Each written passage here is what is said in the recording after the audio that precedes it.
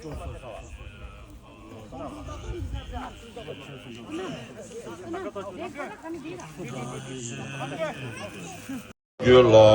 Amje Yandirin Dunje, and Angaju, Sajin Guini, Lasso Bill, Lamji, Amana Diri.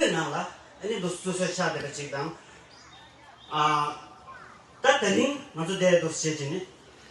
New York, New Jersey, the Chidan Chavina, Tossi, Chiluta, Nabachin, Red, Imagine and Anzuki, Sunny, Puff down, Sunny.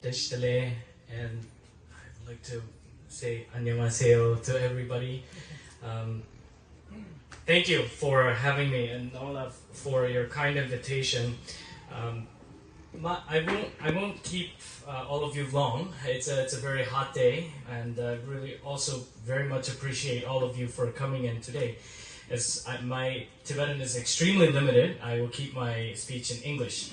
So as you've heard, there is now a new coalition called the Kailash Coalition. You might be wondering, why Kailash? Well, the story is, in Washington, D.C., something that would be considered a bit of a miracle happened a few months ago. A new congressional committee, or a caucus, called Hindu, Buddhist, Sikh, and Jain Caucus was created for the first time in US history. It was created by a congressman named Congressman Sri Thanadar, who's originally from Mumbai, and he has a very interesting story of his own. The story is he was denied a student visa many times before he was able to settle in the United States. But after a while, he ran for office and eventually became a congressman. And as of today, the committee has over 23 members of congressional members in the US Congress as of this moment, and it's growing. So you might be wondering, okay, so how does that impact us? Well, it's a very interesting question, isn't it? So it impacts us in several ways. Number one, for the first time, the Tibetan community, overall the Buddhist community, now has a permanent footing within Congress. The Congressman Sri Thanadar, along with all of his congressional members, have said, we need to now ensure a couple of things. We need to ensure that all of these communities have the right to practice what they want to practice, believe in what they want to practice, and also be able to thrive in their heritage and their identity. And that is where the inspiration that eventually created our Kailash Coalition. Now, the name Kailash Coalition, so when members of the Hindu, Buddhist, Sikh, and Jain community got together a few months ago, we were wondering to ourselves, what's this one thing that connects the communities together? One can say it's the history of the Sakyamuni Buddha. One can say it is the history of the Guru Nanak, and so on and so forth. But we found out that there's this one mountain in the world that all of these communities, all four of these religions, hold very dear. And it is Mount Kailash.